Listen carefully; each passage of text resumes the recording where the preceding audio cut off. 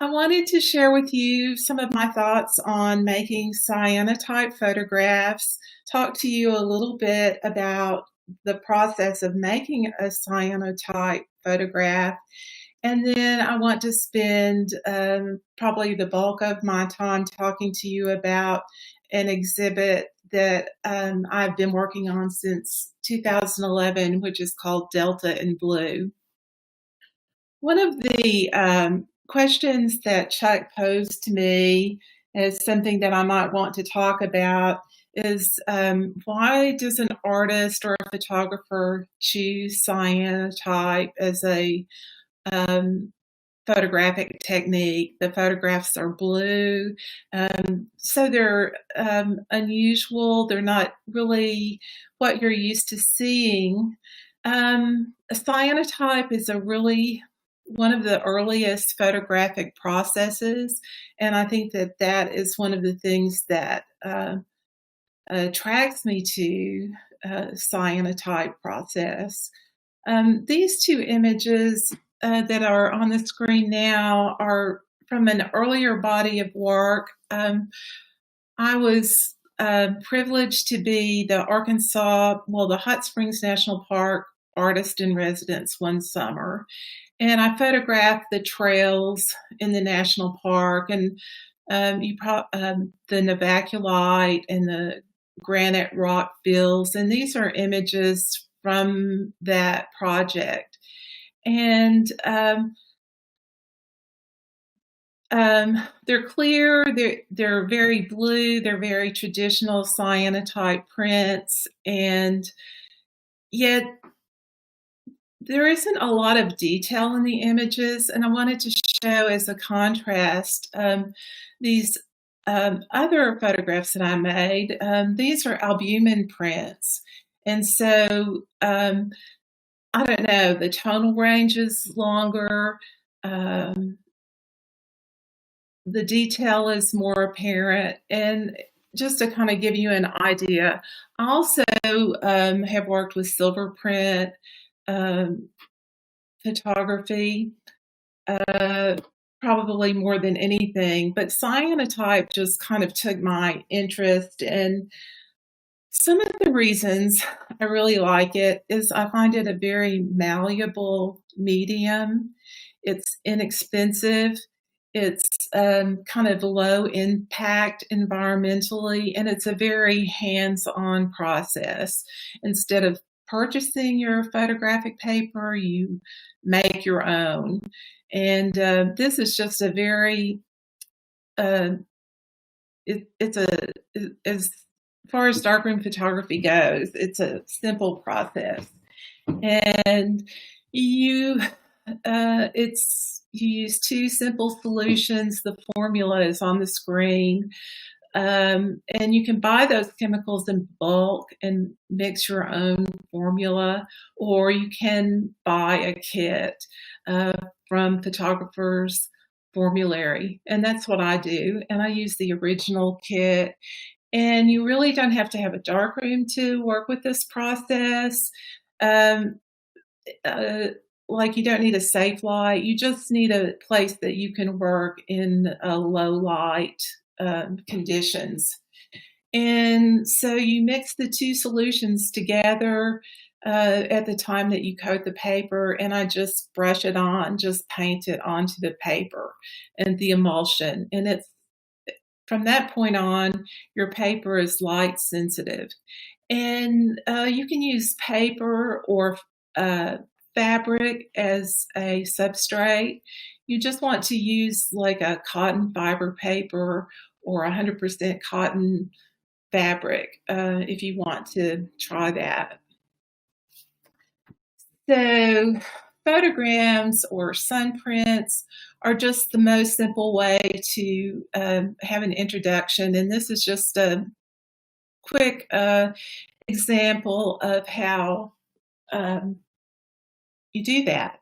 You coat your paper on the left, you lay objects on top of it that block the sun, you expose that sensitized paper to UV light, and in my case, I use the sun.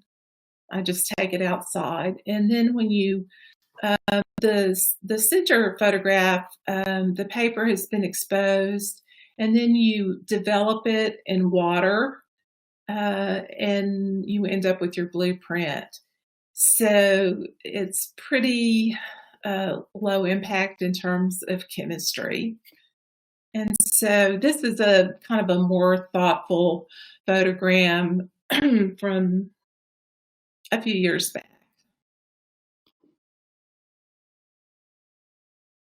So I'm kind of at the point in my life where photography, when I talk about my own photography, it's almost like I'm talking about a retrospective. I feel like my photographic career is kind of behind me. I came to photography when I was in my early 30s, so kind of late. I was teaching in public school art classes and not loving it. And I was fortunate enough to get a job at a local community art center. And one of my jobs was to teach photography classes. I'd never taken photography, so I took a class at the local community college. I took a Photo One class and did a lot of reading and a lot of research. And while I was working at the Hot Springs Art Center, I was lucky to meet Thomas Harding, who became a teacher and a mentor for me. And Thomas Harding is an Arkansan. He's passed now, but he did these beautiful pinhole exposed photographs, and then he developed them a platinum palladium development. And he published a book. The Arkansas University Press published One Room Schoolhouses of Arkansas Seen Through a Pinhole. And this is one of his images from that book. This is the church in Boxley, Arkansas. And his work was just absolutely exquisite. And I learned so much from him. And one of the things I learned how to do was to make enlarged negatives. I shoot with a medium format camera, which means, and it's a square format camera. It's I have it right here. I'm going to hold it up. It's a Mamiya 6. And after I take the photographs, I enlarge the negatives from 2¼ inch square to 15-inch square. And to do that, I first have to make an interpositive, and that's what you're looking at on the left. And then I contact that print, that interpositive, onto other film to create the negative. And I thought I would just give you a brief glimpse of my darkroom and my enlarger. And here it is set up with 6 pieces of film that I'm about to expose. I've kind of separated the film in this photograph so you can see that it's 6 different pieces, but I do shove them all up together, align them together as close as I can. And this is just my darkroom. It's not glamorous at all. It's in the basement of my house, but I feel really fortunate to have it. And this is where I make the negatives for my work. So if you noticed, as I just spoke about, my images in my Delta and Blue project are made from 6 pieces of film that I've pieced together. And this is an example. You can really see the separation of the film. Sometimes they blend together really easily or seamlessly, and other times you can really kind of see this kind of tile like arrangement of film. And I think you'll see more as I show you more of this work, but it kind of serves as a window or a grid that you're looking through. And my work is really kind of nostalgic and about the past, about memory. And I feel that the grid kind of forms like a window pane that you can look through, at least in my mind. That's what's going on. It kind of separates you a little bit from the actual scene that's being depicted. So this is kind of the process that I go through after I make my negatives. They're really, like I said, they're 15-inch square. I expose them in the sun. On the left, you can see my little rolling garden cart. I set up my negatives and my sensitized paper kind of in the garage. You can see that this cart is pulled out into the sun, but I kind of arrange everything in the garage. I put a heavy piece of glass on top of it. And like the biggest challenge is just to get everything in there straight and touching and not overlapping. And it's an imperfect process, but from that imperfection, I think, comes some kind of interesting results. The middle image is what the paper looks like before I develop it in water. And then on the right, the image has been developed in a tray of water. And I just have a large tray. I use a water hose and a large tray in my backyard to wash and develop the image. Questions? Beverly, did you say interneg? That may not be Interpositive. interpositive. What material is that? Okay, I'm just going to go back to that slide. This film is Arista ortholitho film. I buy it from Freestyle Photographic. It comes in lots of different sizes, but I buy the 8 by 10 sheets. There are 100 sheets to a box. I would say that if you price it out, it's about $1 a sheet. And as you can see, I use 12 sheets, if everything goes perfectly, and it never does. So I go through a lot of this film. And I would just say, please ask questions. I'd be happy to give you feedback on the process. But I am going to move along a little bit. This is an image from just a previous show that I did called George's Ghost. And this is just a real traditional cyanotype, just very straightforward, only using one sheet of film to make it. It's small. It's about 5 inches square.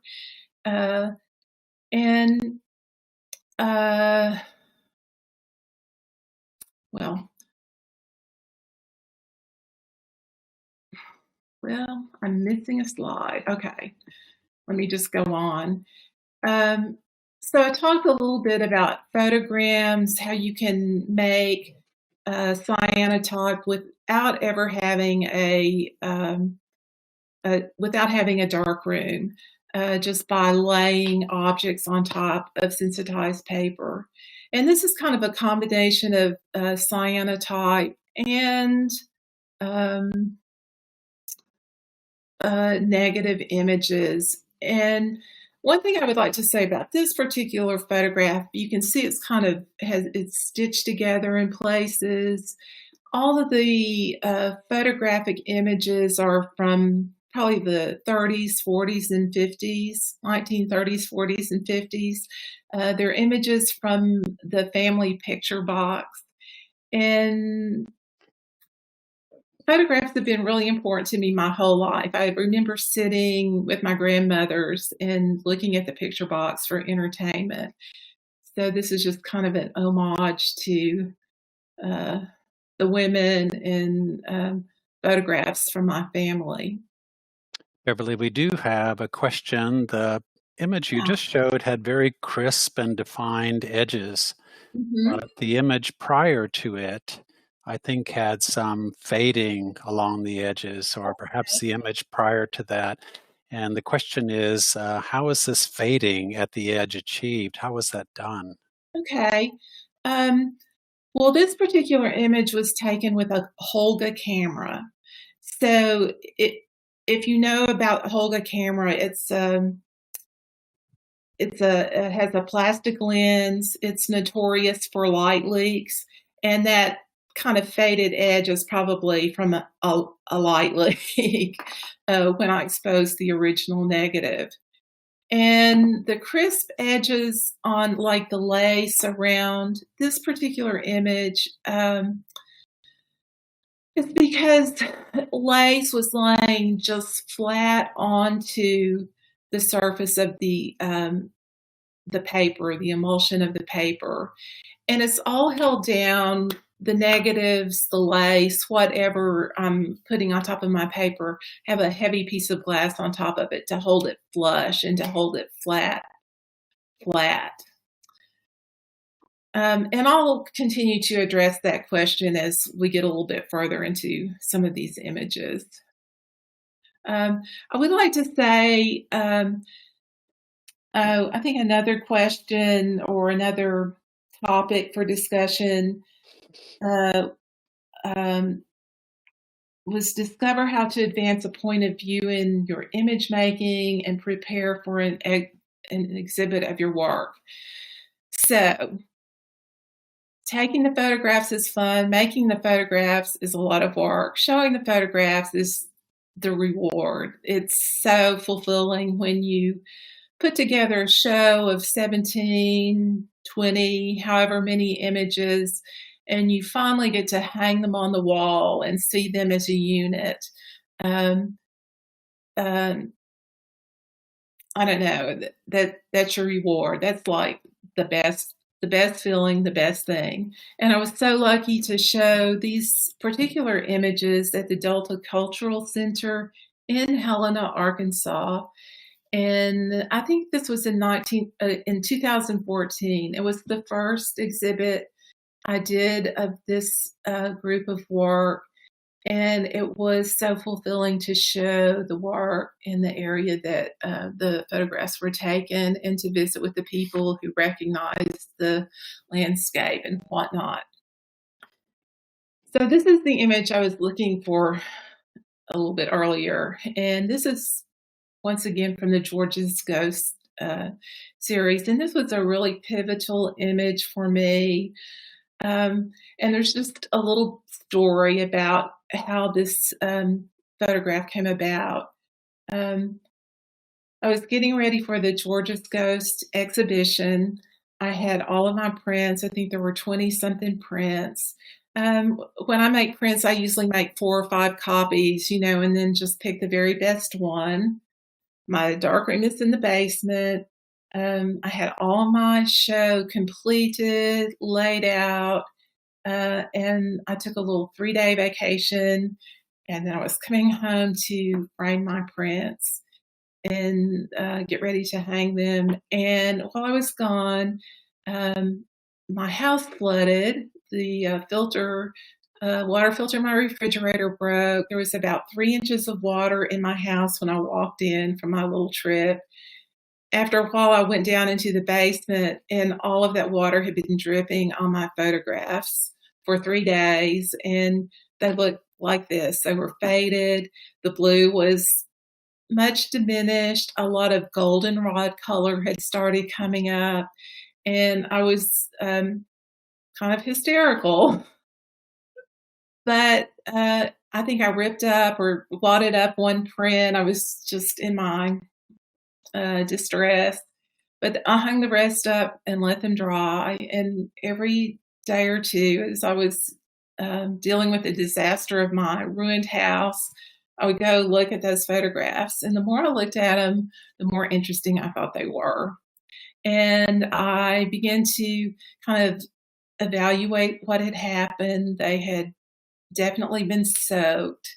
And as they soaked, the image stayed the same, but the blue, which is the ferric, the iron content of the emulsion, had faded away. So it just kind of changed my whole direction in my photographs, and I decided that it was a way of controlling contrast. It was a way of adding some interest. So everything was not just the same kind of cobalt blue. There was a variety of color in the imagery. So, and then I guess the other thing I would like to say before I start talking about Delta and Blue is my style of photography has always been kind of the road trip. I rarely photograph in my hometown, Hot Springs, even though it's a gorgeous town. A lot of people make really beautiful photographs here, but it's almost as if I have to be away from the sights I see every day and taking things that I have a fresh viewpoint. And this is just an early image. This is a silver print that I toned with Berg toners. And a lot of the materials that I used are no longer available. I've been doing this a long time, and papers and chemistry and whatnot has changed. Can't get the same things that I once could. And then also this, once again, is kind of a quilted, stitched together piece of art. So quilting and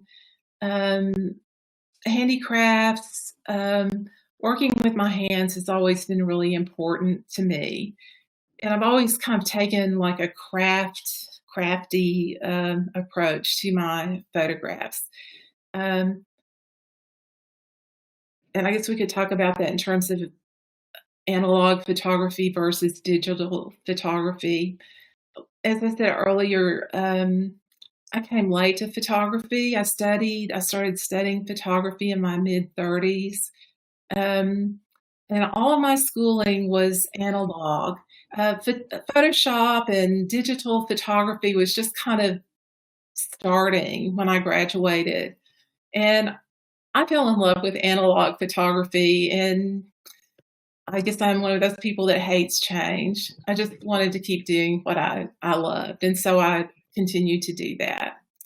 So I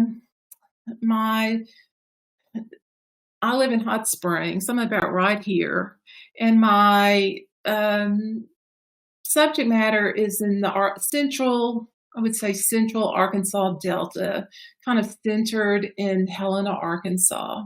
And I began this project after just taking a road trip down Crowley's Ridge, which is the ridge that runs right through the Delta.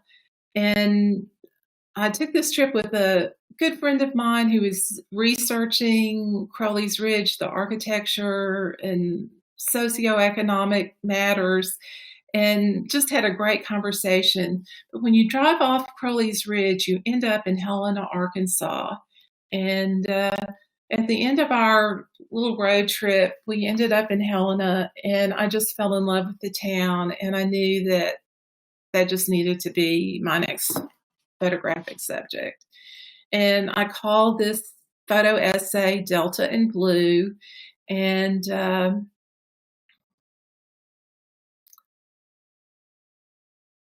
I started it in 2011. And here it is. Here are some of the images. I probably have over 50 images. And I'm not going to show you quite all of them tonight, but some of my favorites. So this was probably the first photograph I took, and it's definitely the very first photograph where I started experimenting with using multiple pieces of film. And as you can see, these are smaller pieces of film. I think there were 4x5-inch sheets of film. And instead of using 6 pieces, I used 12 pieces, and it was a nightmare to kind of get it all together. But it was also an idea that I had. I just wanted to try. And I would say the reason I wanted to begin working larger is because my subject matter is generally very quiet and subtle. And my images were small, and I could get into exhibitions and shows, but my work always ended up in a corner someplace. Just didn't grab anybody's attention. So I wanted to make larger images, and it just seemed the trend in photography was large photographs. And so this was my way of doing that. Um, and I was so lucky. Some of the very first images in 2000, I don't know, 2012 or 2013, both the Angel, Crowley's Angel, and my image Shotgun Shack got into the 53rd annual Delta exhibition at the Arkansas Arts Center. And of course, that's all the encouragement I needed. So I would say in the first couple years of photographing, and the next few images that I'm going to show you are just a lot of the things that end up in my work being repeated over and over again. And so vernacular architecture. And this is just a gorgeous specimen of a shotgun house in a pecan grove outside of Brinkley, Arkansas. And this was in the same area. This is actually the boyhood home of Levon Helms.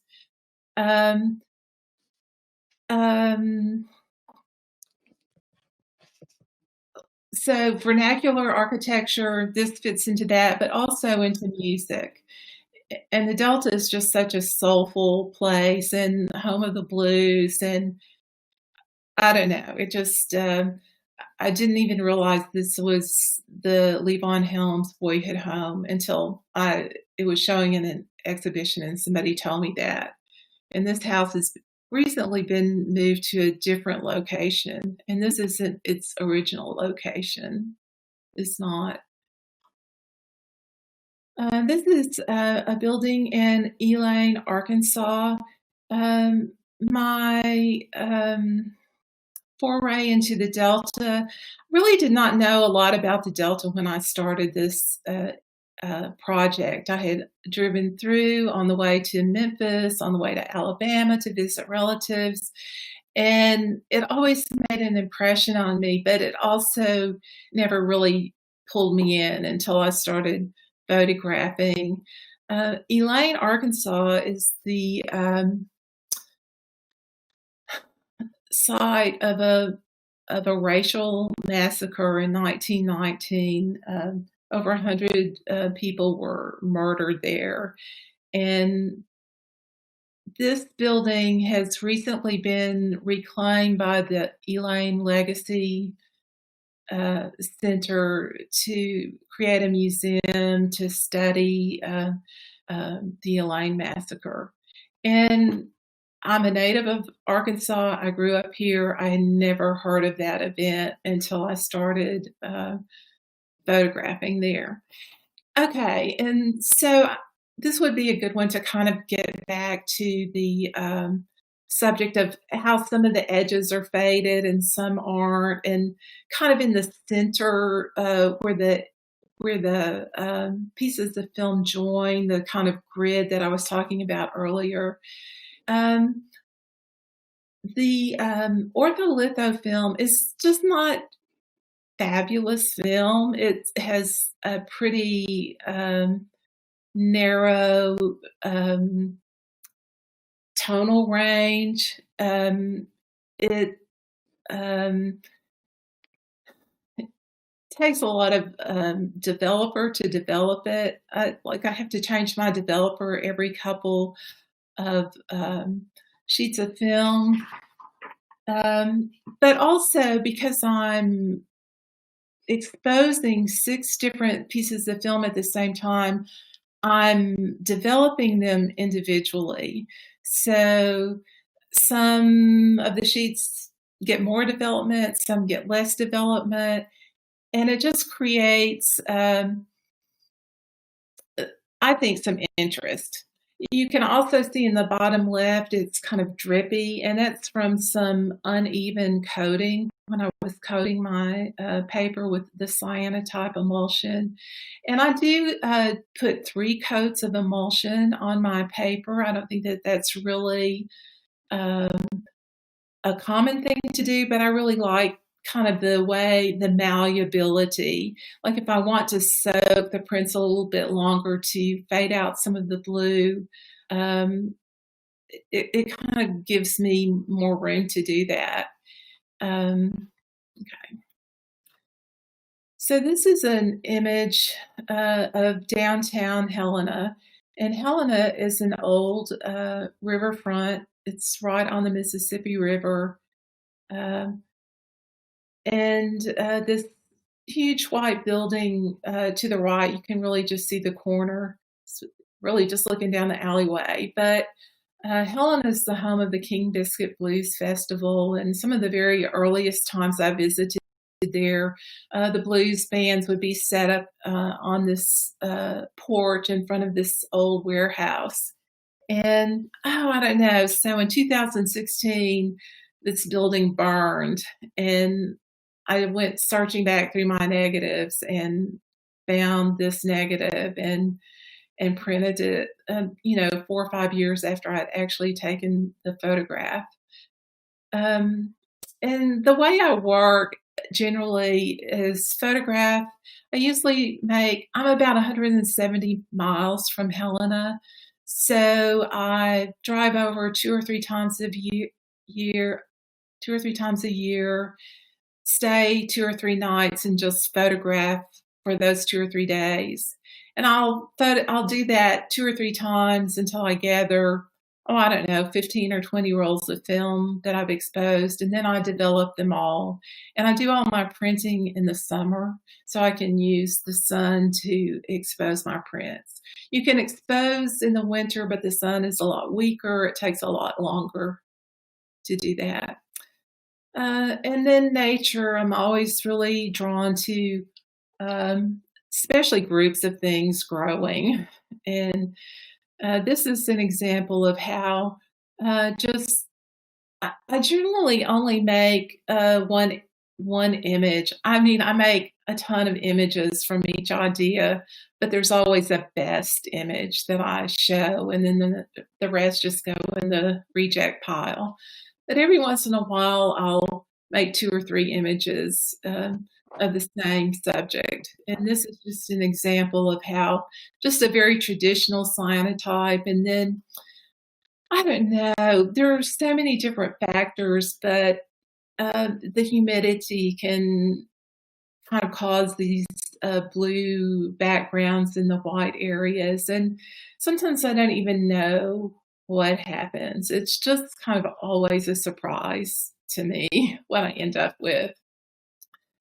Um, okay, so one of the things I was really concerned about when I started this project, I wanted it to be true. I wanted to be really truthful with the subject I was photographing. I wanted it to, um, I don't know, I just wanted it to be legitimate.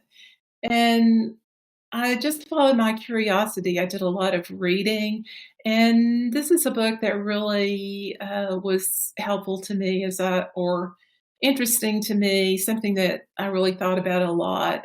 This book, Born in the Delta, Reflections on Making of a Southern White Sensibility, by Margaret Jones Bolsterly, a sociologist that taught at the University of Arkansas.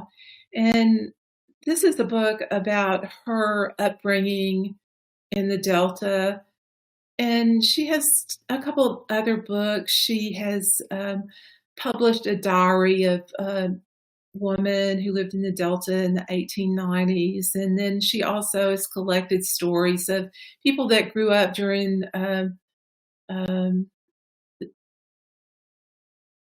40s and the 50s. That really just kind of give some insight into what it was like to grow up and live in the Delta.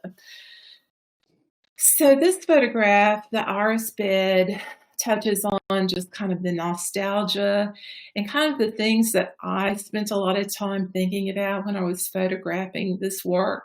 Even though I live in the Ouachita Mountains, I just felt such a kindred spirit with the homes and the yards and the things that I was seeing in the Delta. And this really sets off all those Southern memories of sitting on grandma's front porch, looking at the flower bed, playing with the cousins. It just all seemed very familiar to me. And that's a lot of what I was thinking about as I was taking these photographs. It was a very internal, very personal.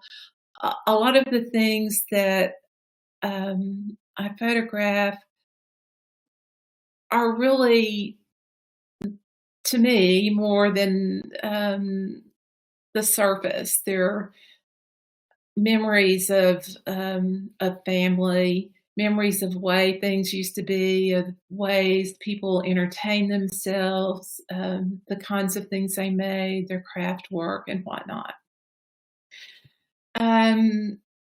So the Delta wedding cake, this is a photograph from a little shop in Marvell, Arkansas. And I would say that all of my photographs are within about a 50-mile radius of Helena. I was looking through old notes and things as I was preparing my talk for tonight, and I ran across this paragraph that I wrote about this photograph I thought I would share with you. Reflected in the plate glass are the stand of trees across the highway behind me and a gray sky. It is the poignancy of the scene that attracted me. Shabbiness from a momentary moment of neglect didn't really tell the true story of the scene I photographed. For one trip soon after, I went back to look at this interesting scene to find signs of life, the flower bed cleaned, the straw blinds closed in the west-facing window, and a business sign offering tuxedo rentals, prom dresses, books, flowers, and weddings. I don't know. One of the things I love about this photograph, and one of the things that I really look for in photography, is the way objects are juxtaposed to each other, maybe totally unrelated, but in my mind they make sense and they make a connection. And so when I look at these painted white bricks on the bottom and kind of the arrangement of the little bricks that on top, I'm just really thinking about this wedding cake and all the little frills and decorations and icing that you would find on a wedding cake. And then it's also very literary and poetic to me. I think of Southern Bells. I think of how people do weddings in the South. I was really went down a hole reading Eudora Welty novels and looking at Eudora Welty's photographs of the Mississippi Delta. And so there's just a lot going on for me. Also, I would say just the circles, the repetition of circles, this wreath, the circle of the flower pot, the circles in the little holes of the brick, the circles in the wedding cake. And also, this was a really difficult photograph to make. I think I tried it 2 or 3 times. I would get home and develop my film, and I would be reflected in the window, or something just would not be right. And then this is a painted white concrete building, so there is a lot of contrast in the image. So I really had to finagle with that particular image. The tumble down shack is building I photographed a lot of times over the years. When I first started doing this project, I did not have a GPS in my car. I didn't have a smartphone. I just had a map, and I would just go down every little road that I saw looking for something interesting to photograph. And this old tumble down shack um, I took it on one of my first trips to Helena and then in subsequent trips as well. Another book that was just really helpful to me in understanding the region and Helena and all of these little towns are empty. Helena was a bustling riverside town. Now it's a main street full of empty, really gorgeous, but empty old buildings. And so it was the Great Migration when so many people left to avoid Jim Crow laws and also um, the mechanization of the farming. There just weren't jobs. So this was a great book for me to read, and it also really reminded me of my own family in the Ouachita Mountains, who during the Depression went to California to do migrant work.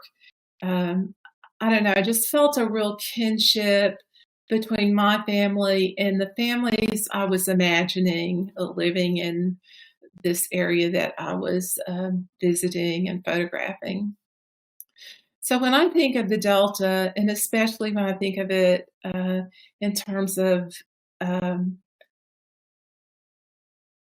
my perception of the Delta before I started working on this is how I pictured it: just miles and miles and miles of flat farmland and electric poles and little flooded ditches on the side of the road and little white churches everywhere, and just driving through the area and just wondering what people did for entertainment and just being very curious about this area. And then much like my mentor Thomas Harding was very attracted to these little white churches, which to me represented community. Also during this period of time in my personal life, I was losing my mother. My mother was in the nursing home, and I visited her every week, and um, just the end of her life. She died, and just the just going through that experience of losing a pattern, of losing a parent. And this particular image just really always made me think of my mom. And this was an image. I have no idea where this cemetery was. Little cemeteries are just down little dirt roads and they're little family cemeteries that don't really have names or uh, I don't know. They're just little fun. They're just little found places. This was so very pretty, and when I made the image, it just didn't come out right. I just didn't like it. I washed it. I just laid it on the patio table and forgot about it, and left it in the sun for like 3 or 4 days. And when I went back, it had just faded to this, and that's when the image really started to make sense to me. Just the tiny little bits of blue that were left just kind of made me think of a life and how it fades away and how eventually it's gone and it's natural, it's organic. Um, but I don't know, I put a lot of my own weight on a lot of the images I make. And then this is kind of a personal favorite. Uh, just I never really have people in my photographs, but this was just a lot of times how I make photographs. Just don't even get out of my car. It's kind of a very quick thing. Um, Beverly, you talk about memory influencing your work significantly, and certainly in the wedding cake. Mhm. image. Memory is so present. Who doesn't remember their wedding day, I suppose? But also history and sense of place, the Delta in particular, of course, seem to factor deeply in your work. And I had seen that storefront or the side of a storefront and didn't realize it was from Elaine, Arkansas until our presentation tonight. And of course, the only place of genocide that ever occurred in Arkansas was in that location. And as you so rightly remark, it's very understudied, very much underdescribed in the history of our state. Yeah, I would just say when I talked earlier about I just wanted my work to be really true. I wanted it to be honest, and, I was kind of thinking about how do you get that? How do you carry that out in your work? How do you make that happen? And I think a lot of it is knowing your subject, reading about your subject, studying about your subject, and then also the craftsmanship of your work, and does the craftsmanship support what you're trying to say with your work? Do we have questions from our audience tonight? It would be a good time to pose them in the Q&A button if you would like.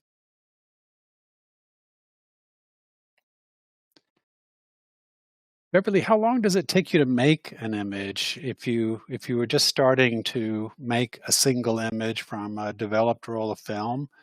When do you think you end up?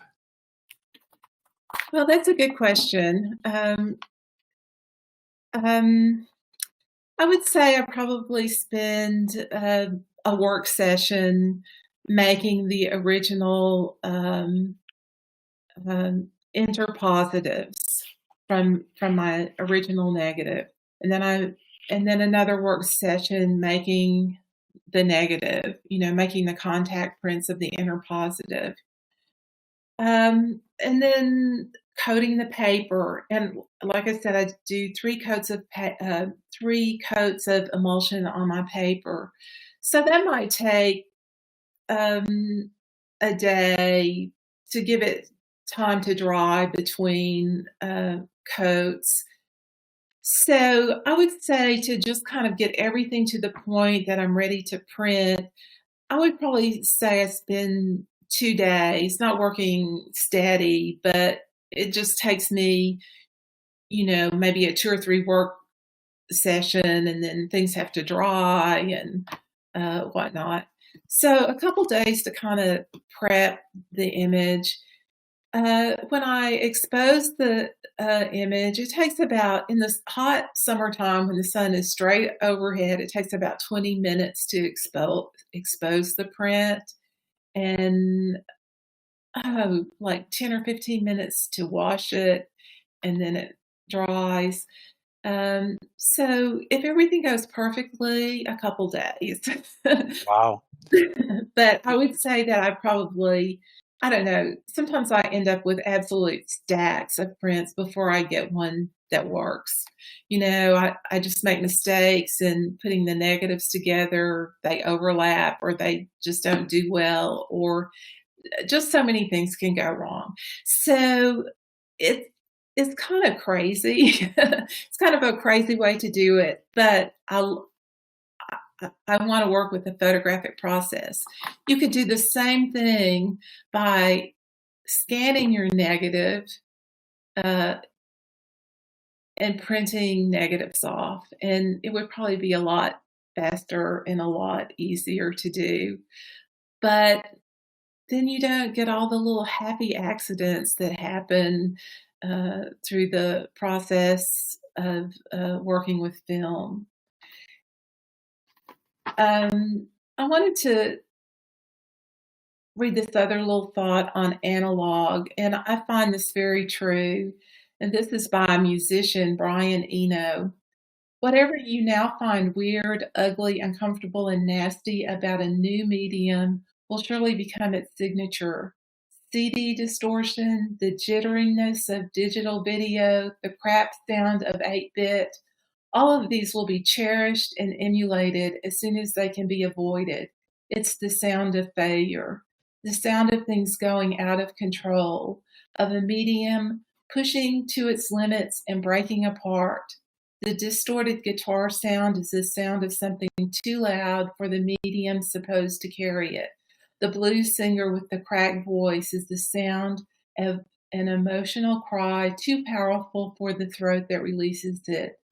The excitement of grainy film, of bleached out black and white, is the excitement of witnessing events too momentous for the medium assigned to record them. Beverly, this seems like a wonderful place to jump off this evening. Thank you for being an Arkansas artist, for having this reflection upon a part of our state and working so carefully as a craftsperson in painstaking manner. I can recall having records that laid out into the sun and didn't like the way the needle jumped over the ripples that occurred. And I see here that you've cherished them. So thank you so very much for being our distinguished photographer for the month of October. Thank you so very much and good night. You're welcome. Thank you. Bye-bye, everyone.